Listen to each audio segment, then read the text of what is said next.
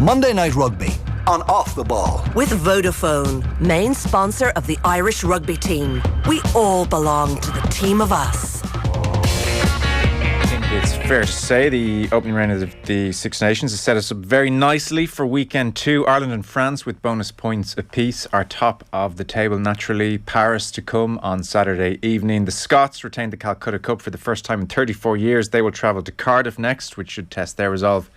And England will play Italy on the Sunday. Gerry Thornley of the Irish Times with us to review the weekend that was. Hey, Gerry.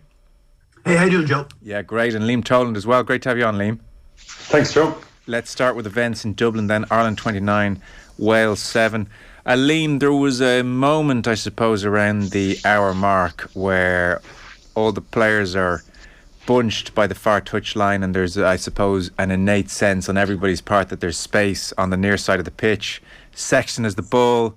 Mac Hansen sprints off his wing, takes it at real pace, draws a man, slips it to Bundyaki. Bundyaki draws another man, all at pace, goes to Ringrose, and he finishes brilliantly, and you have 5 or 6 others sprinting in behind him, ready for an offload, and instead they just jump in the celebrations and fist pumps, and you just kind of think, I know how all this has happened in the last few couple of months, but it's really bloody impressive and fun to watch, and I think every Irish rugby fan is just buoyed by the whole thing. They have picked up where they left off in November. Absolutely, and I had I suppose I had a Wednesday night visit to Dublin when I went to see Simply Red in the 3 Arena, and just to be involved in a crowd was just it's a secret hidden. Well, hang on, sorry, there's a tangent we're going to have to take here. So Simply Red, right? Okay, so what's your favourite Simply Red song then, Liam? If you don't know me by now. Anyway, Joe, the point I'm making is just to be in the crowd in the Aviva Stadium, a little like the crowd in the 3 Arena the previous week, it's just wonderful. That's the first thing. And to see Ireland dominate a pretty abject Wales was equally as good. But my mind drifted pretty quickly to the Parisian challenge that we have coming down the tracks. And an awful lot of what we saw Ireland doing, I think, is going to be applicable to how France play, as in to open up the Sean Edser defensive stuff. So an awful lot of stuff. Look, we can articulate an awful lot of really good stuff that Ireland did, but the next target is France, and an awful lot of what you just described there is going to be very, very helpful in beating the Sean Edwards defence in France. There were so many wonderful displays, but like Ireland have what now look like an attacking pod of 4 players, where we don't know which of the 4 players is going to receive the ball. You know, across the width of the pitch, we got these 1-3-2-2 systems and stuff. But when Gibson Park has the ball and he's about to pass it out, he's got maybe 4 Irish jerseys. Sometimes it's Sexton, sometimes Aki, sometimes it's Furlong, sometimes ever is the first receiver. But the defensive system, they actually don't know who of the 4 is getting it. Yes. And as soon as he's getting it, they don't know if he's going to run because he's taking it very flat. Furlong takes it flat, Byrne takes it flat, Sexton takes it flat. And all of a sudden the defenders don't know if I'm going to have to tackle Furlong. And then nanoseconds before having to bite into those defensive hits, they're pulling the ball out the back door, and a whole range of other arrays are happening. Yeah. The level of accuracy was very impressive. Playing on the gain line was very impressive. And it gave really cruel decisions to the Welsh defenders. And I know the Welsh midfield took an awful lot of slagging kind of middle of the game and post-match and all that sort of stuff. But what Cat and the Irish management have achieved is they've created so many decisions, difficult decisions for the defence to have to do, and I think it's going to be really important in Paris. Well, that is such a key point, isn't it, Gerry? When you think for a lot of the Joe Schmidt era, the point was often made, the opposition know what Ireland are going to do. It's just that Ireland are so good at it, they often can't stop them. Whereas you fast forward to what Ireland are producing here and what Liam has described, the perfect marriage of skill set and a framework. So we have a Tadhg Furlong in possession, or a Tadhg Byrne in possession, or whoever you care to mention, and he has 1, 2, 3, 4 options. He has 4 choices. So the opposition don't quite know what he's going to do. So maybe the previous iteration of Irish rugby felt on borrowed time because someone was going to figure it out eventually. I mean, if a player of the calibre of Furlong, for instance, has 2, 3, 4 options, then it's going to be a long time shutting that down. Yeah, and he's the best handing tight head in the world probably, because he can use any of those options, even that ridiculously deft little pullback for Sexton in the first half, reminiscent of Twickenham. Wasn't that Ireland never played any rugby under Joe Schmidt? Fair point, yeah. You remember Tadhg Furlong's little pirouette and offload for, was it Bundy Aki going through the middle and link with CJ Stander for that try, Twickenham when Ireland won the Grand Slam. But yeah, they're staying on their feet more. They're not always looking for the ruck. They're looking to pass. They're staying very connected. It's a word that Andy Farrell uses a lot. And yeah, it's made when off you freeze frame in an instant, and you on Saturday, as was the case throughout the November games, and you see Josh Adams and Nick Tompkins, or Nick Tompkins on the inside and Josh Adams on the outside, and it looks as if they're just completely outnumbered every time. And then they've got to make a last-second decision as to who to tackle. Poor old Tompkins made 16 tackles in the first half and missed none, and yet he's been fairly pilloried for his performance. I'd say he just never saw so much traffic coming his way in a game before in his life, and it's intriguing to watch because, yes, they can go flat and truck it up. I love the way they use Bundy Aki. First ball he receives, Johnny goes around the back for the wrap, but he tucks it down and goes straight up, uses footwork strength, gets over the gain line. And it's got a game of poker. They've always got to watch that from Bundy Aki because that's what he's known for. But he passed 15 times on Saturday. And, there was good passes long, left to right, right to left, and lovely little deft offloads for Johnny on the wrap. And so you've got out the back to a second wave, you've got a wrap, or you can take it up flat. And it's just reading each other's triggers, and it's very, very exciting to watch. It's a brilliant brand of rugby. Ireland passed the ball 238 times on Saturday, about 80 times more than any other team over the 3 matches. Ireland are passing the ball much more. There's more shape in their attack to anybody else. Lots of options, and it's great to watch. I love the way Bundy Aki was used in particular, but it could be Tyg Byrne, it could be Tyg Furlong, it could be any of them. They've got that skill set in their locker. It could be Caelan Doris, it could be Josh van der Fleer. Even that launch play, that setting up a fake maul and then Van der Fleer peeling off inside, launching Doris over the gain line, and it's just a great platform then. They go right twice, and then Johnny Sexton signals to Mac Hansen to reload back to the left-hand side, and he's on his shoulder, and Hansen knows what he's going to do before he even gets the ball, and he kind of spins that skip pass above Lewis Rees-Zammit for Bundy Aki to finish in the corner. But I'm not overlooking Andrew Conway's 2 tries. The last try was a beauty, and it shows what Hansen can bring to this team because it was just proper heads-up rugby of turnover ball. Andrew Porter rips it from their replacement's loose head. Keller is onto it and pops it up to Jemison Gibson Park.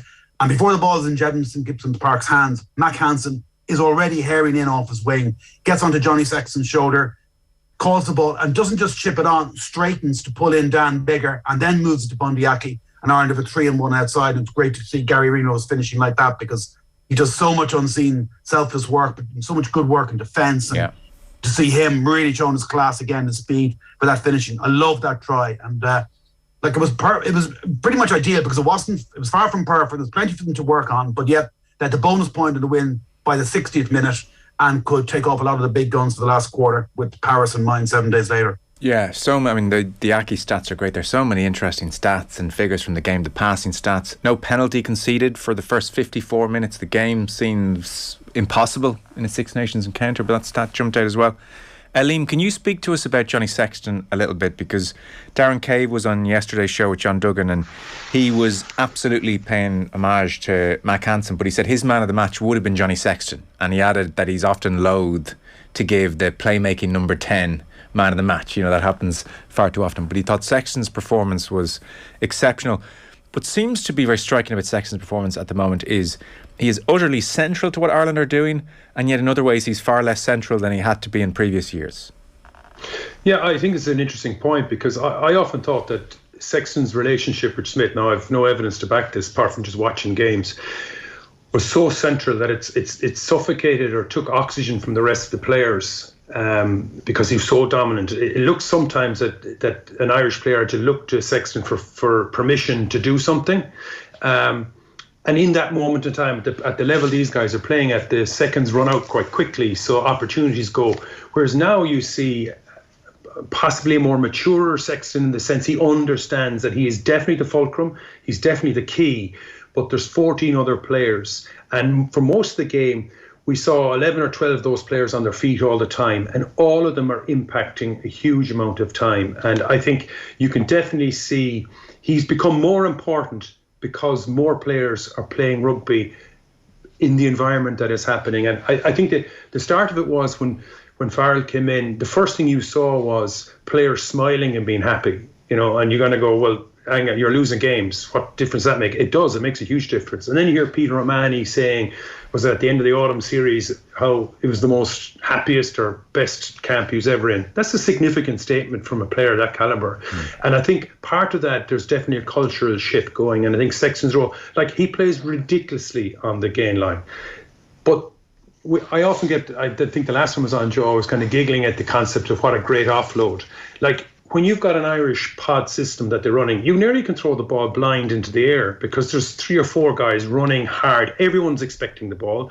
There's no one running a decoy. Everyone expects to get it. So to find a support player now is much, much easier because it would appear that the culture of the side is encouraged.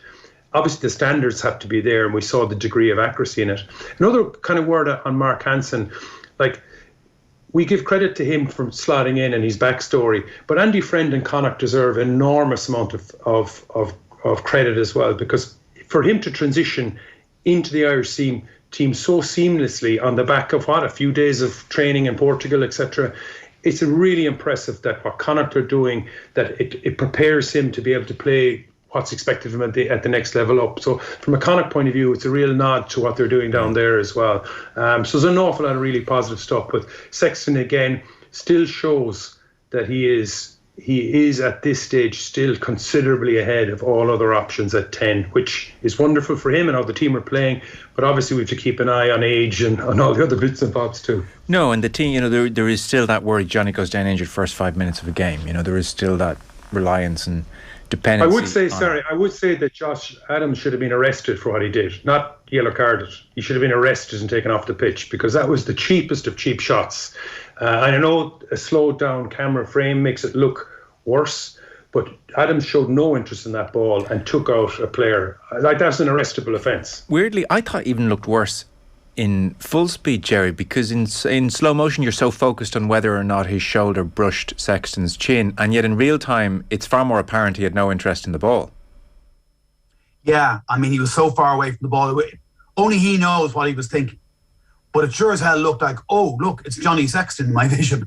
Here's a chance. That's always been in the game. Go after the out half. And maybe he thought that, I don't know, but it was quite dim-witted in lots of respects, and it was also dangerous. And agree with Liam, like, Johnny Sexton's head reverberates back quite a knot, and it's you can get, as Neil Francis was writing in Sunday Times, you can get concussion from hits like that, jarring hits to the neck as easy as you can to the head. It was a cheap shot, I agree. It was also a huge moment of the match because Wales had a penalty to go up the line into the corner, and I think they were only 10-0 down at the time. By the time he came back on, Ireland had scored 2 more tries and the game was over. So I think it was a bizarre instant, real time or slow motion. There was no attempt to play the ball. He just saw Johnny Sexton for some reason, dipped his shoulder and clattered into him. And it was great to see Johnny get up, because it was a bit worrying when he was down there for a while. To begin, Gerry, to segue towards Paris then, because I mean, suddenly this is like a Grand Slam eliminator. It feels, in so much as any match in round 2 of the Six Nations can, as close to championship deciding, or it'll have a big say in where the championship goes. There are a couple of very, very good selection headaches for Andy Farrell, and you can get the ball rolling for us when it comes to Henshaw and when it comes to Ian Henderson. Yeah, 2 Lions. Henshaw starts all 3 tests of the Lions tour.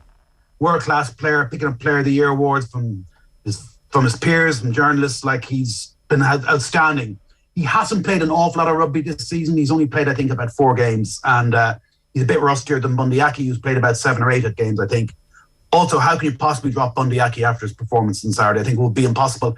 Remember as well, Joe, I look back on the Ireland All Blacks game just because on Tuesday night last week, just because I wanted it to be maybe a template for how they might play again on Saturday. And it gave me great confidence they were going to win that well when I saw them. Reminded me how well they played against the All Blacks, and it was more of the same. And Bundy Aki was sensationally good that day as well. So I don't see how Bundy Aki can be dropped or replaced by Robbie Henshaw in the starting 15. I think Henshaw comes in at number 23, quite possibly, given that Gary Ringrose can cover the wing and Joey Carbery can cover full back and Robbie Henshaw can cover both central midfield positions. So the more likely possibility, perhaps, given the nature of the challenge coming up against France with Paul Willemse in the second row, and they went for Cameron Waukee there against Italy, but they might well go with Waukee back into the back row and Bernard Leroux in the second row, go for pure muscle. And maybe there's an argument for counteracting that with Henderson's horsepower. But again, I don't think Henderson has played in about 7 weeks, and he's very rusty. And Tadhg Beirne epitomises what this team about. I know he coughed up the try at the end, but the offload that was intercepted by Tane Basham, by some country mile, Wales' best player. But I just don't see how you can drop Tadhg Beirne. I think he's just pivotal to the way Ireland want to play. That kind of skill set, rangy, very good line-out option, very good on the ball. See that tip-on pass for Josh van der Vlier's break, his own break. So I would imagine that maybe Henderson and Henshaw both come into the bench, and otherwise it's an unchanged 23. From their point of view, by the way, talking to a French journalist just now, it does look very unlikely that Jonathan Danty is going to be able to play. He's injured. So they've got a couple of options, the French there, what they do as well at 12 as well. So it's both second row and 12 for both teams. And Moefana, the young 21-year-old from Bordeaux Begla, born in New Caledonia, came on for Danty. Might well start because really Vakatawa hasn't much rugby under his belt. He's been injured a fair bit this season. His fitness levels aren't high. So Moefana probably will come up against Bundyaki in that clash in midfield. Okay. Liam, for the purposes of time here, you're allowed to just give me a straight yes. If not, you can elaborate. Do you pretty much agree with Gerry's point on those two?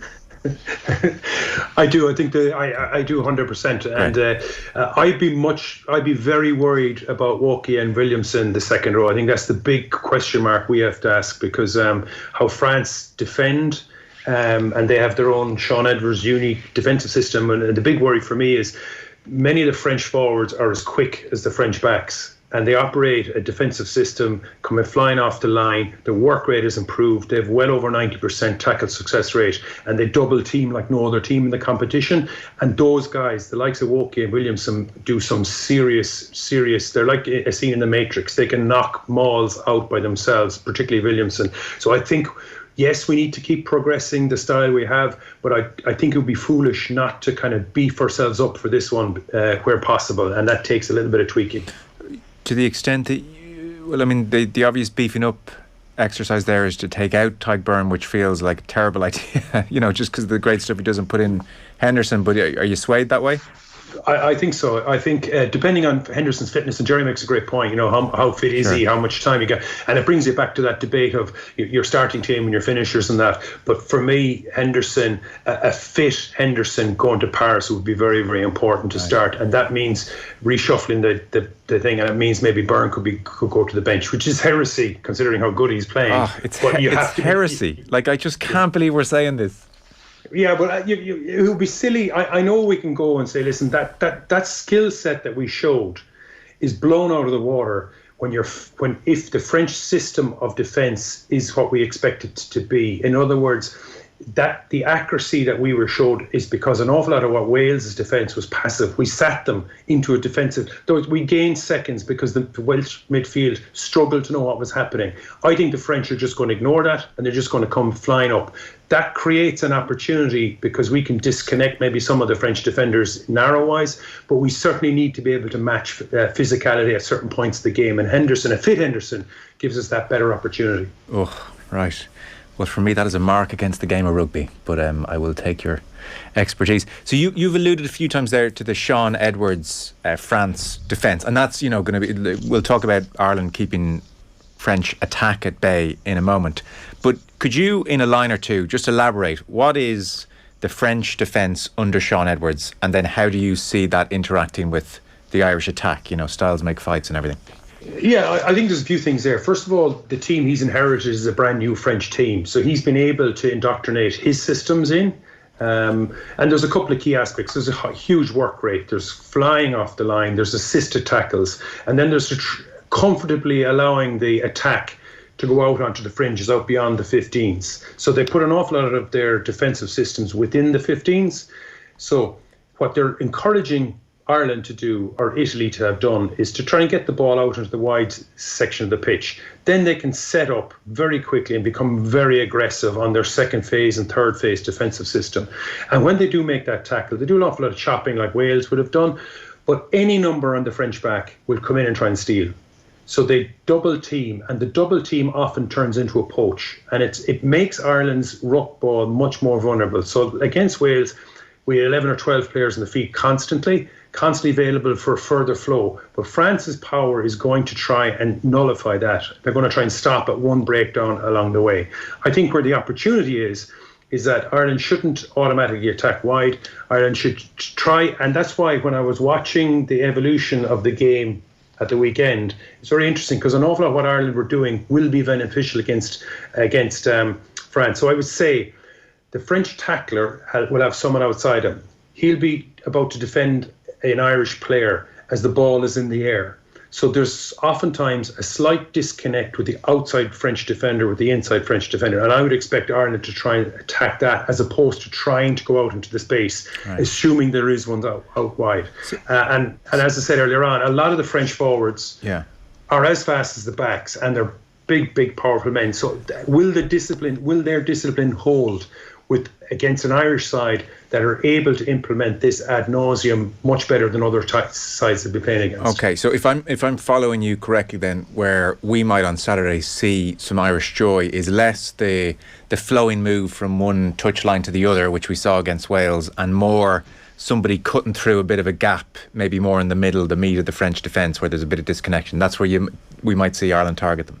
Yeah, but what Ireland need to do is not do that every single time unless it works, and then you keep piling in. But I would be slow to encourage Ireland to attack immediately out on the flanks, because I think that'll set France's next defensive structure to their advantage, and you might then see Ireland go into a kicking game because they're being dominated physically in that sense. So how they can try and create indecision and disconnect the outside defender with the inside defender would be really interesting.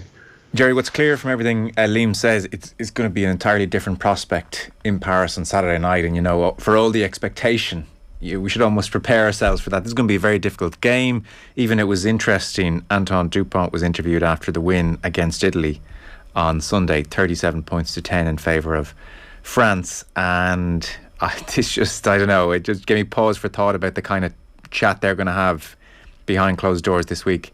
He was saying that we're satisfied with the result, and then he turned to Saturday. He said, "We know Ireland is a big cheese. Surely the favourites for the championship. They showed us how good they are yesterday. We know it awaits us." So I want the French coming in here feeling arrogant and taking things for granted. I don't want them talking about us being the big cheese and favourites for the championship.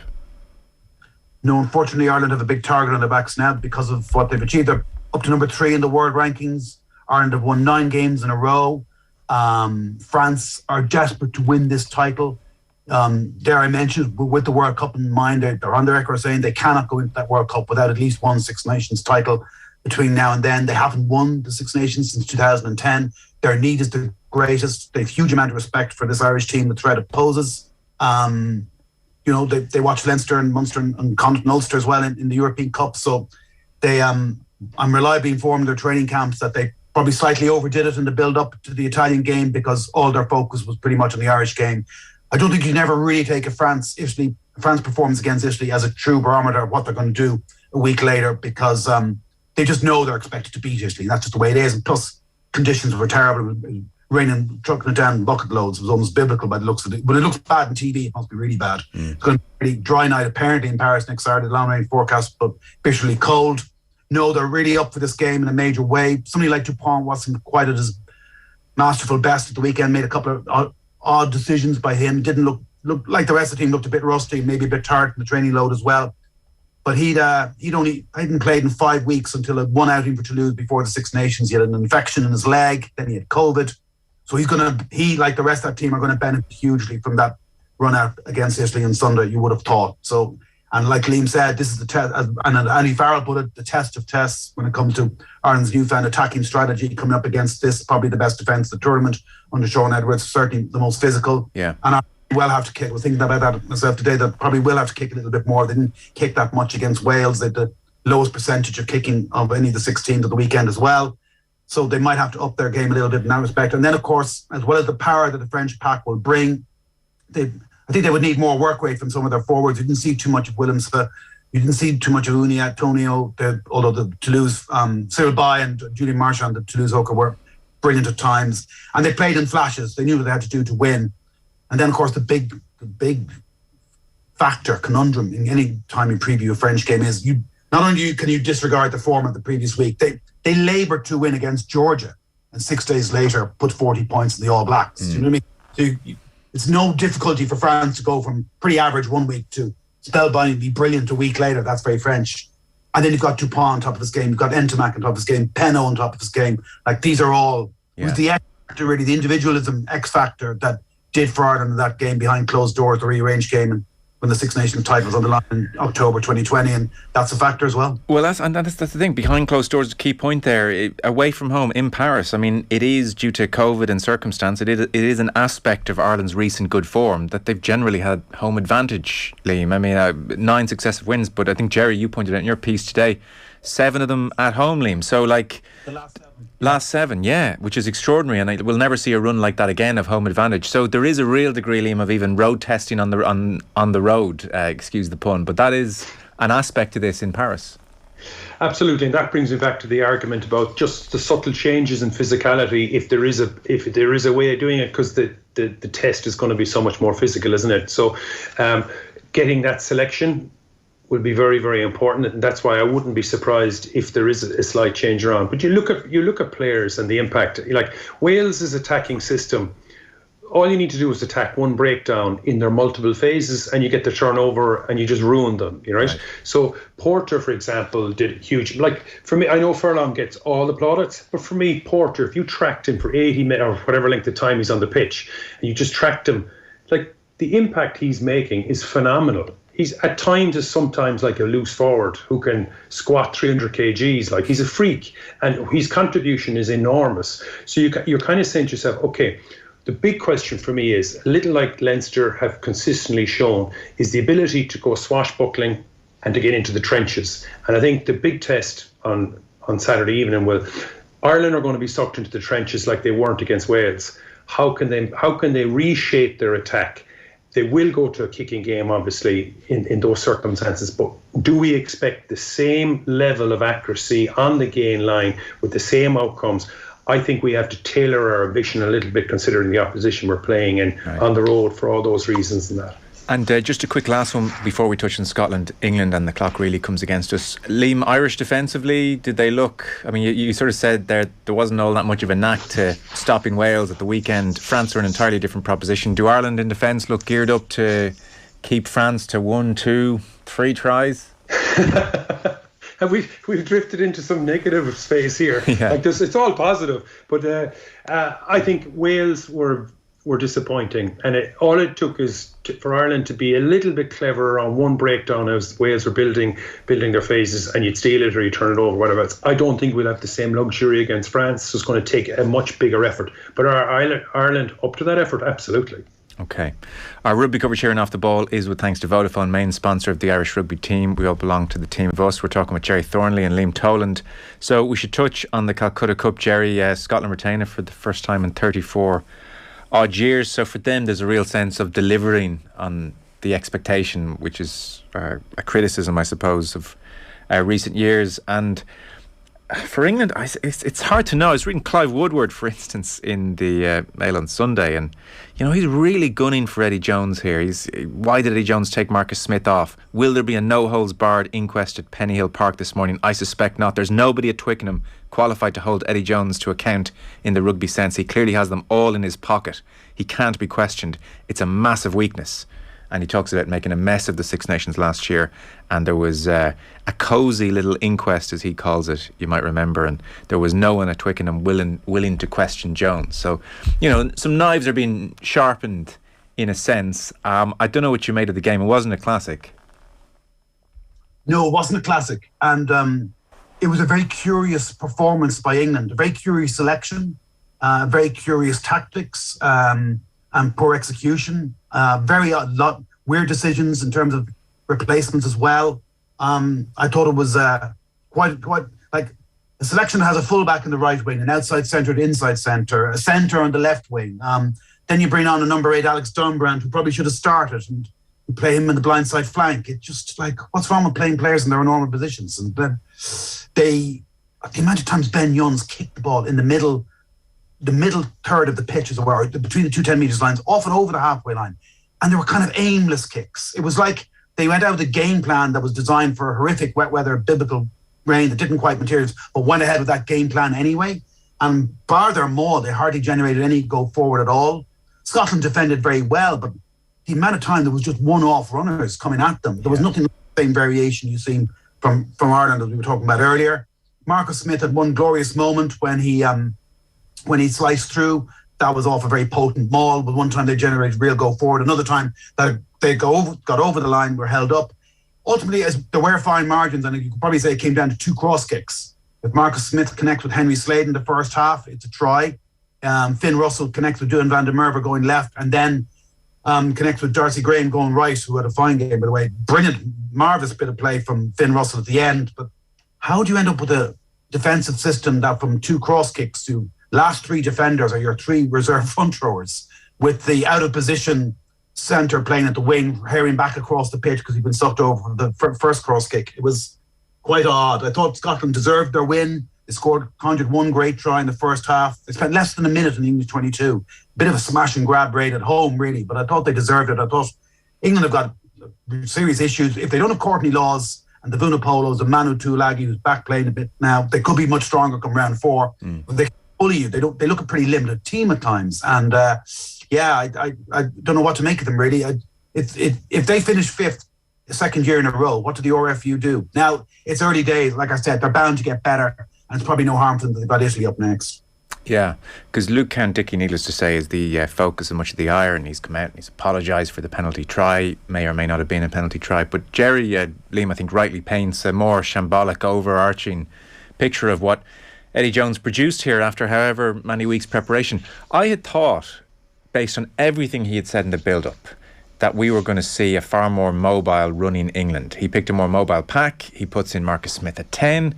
Now, maybe he did plan for horrific weather conditions and it was too late to abort the plan, but it was incredibly limited. I was thinking, I didn't understand. You know, I was like, all the changes, all the talk, and we're just going to boot the ball away every 5 minutes. Yeah, in a serious lull in play a couple of seasons ago, I went and analysed the kicking stats of the English halfbacks versus the Irish halfbacks, and Eddie Jones consistently called us a kicking team, yet his halfbacks have always kicked the ball. Yes, there's flourishes of attack, but I haven't seen his attack evolve the way Ireland's has, the way Scotland's has. So there's definitely question marks over what he's doing there. I just think that last season Scotland beat England in Twickenham and France and Paris and still came 4th in the competition because they show huge signs of ability, but they're still not quite the finished article. They conceded 13 penalties at the weekend. Ireland conceded 6. So Scotland aren't the finished product by any stretch of the imagination. So it's a more damning loss from England that they still, with such territory, they dominated territory, which is a reflection of their kicking game. They also had the advantage of possession. They had the advantage over penalties, and they still couldn't manufacture a win. And it's very, very worrying. Like what Luke Cowan-Dickey did. Can you imagine an Irish hooker doing that? I mean, I wouldn't I wouldn't have been able to imagine Luke Cowan-Dickey doing it before I saw him do it either, to be fair. So moment of madness. Yeah, but it was bizarre. Like it was like under 12 stuff. You know, throw the ball into touch as a penalty. You know, so what he did was complete fear, and I suppose that's an element of him not being. And oftentimes, you know, when I look at the Premiership, you know, there's some really good rugby being played, but the standard level of rugby stroke football in the English players is way below the standard level of rugby stroke football in a lot of the other nations. Right. It is their power that gets them to where their organisation that gets them. But there's a window. Luke Cowan-Dickey is an international forward. I would be surprised if you went back through all the hookers that played for Ireland in the last number of years that anyone would have done what he did. Complete, brain freeze, and it cost his team hugely. And it would have papered over some of the cracks, because a lot of what Gerry says makes perfect sense. You know, what England are trying to do. It's worrying in a sense. It's pleasant. I was watching it in the stadium, in the Aviva Stadium afterwards, and there was quite a shout when Scotland went away. But if you analyse it, it's like, what? How in God's name did you lose that game? And it's self-inflicted wounds, I'm afraid. Yeah. Okay, fellas, we're out of time. Several commenters, Liam, quietly impressed with your singing voice. Actually, we got a glimpse of that earlier on. So there you go. I'm no Mick Hucknall, I'm afraid. No, but if you do get a chance, Joe, he's 61 years of age and he is impressive. Still at it. Fantastic. Okay. Fellas, thanks so much. Appreciate Gerry Thornley of the Irish Times. I'm sure you're over in Paris the weekend. Liam Toland, thanks so much as well. Cheers, guys. Take care. Cheers, Joe. See you, Liam. Monday Night Rugby on Off the Ball. With Vodafone, main sponsor of the Irish rugby team. We all belong to the team of us.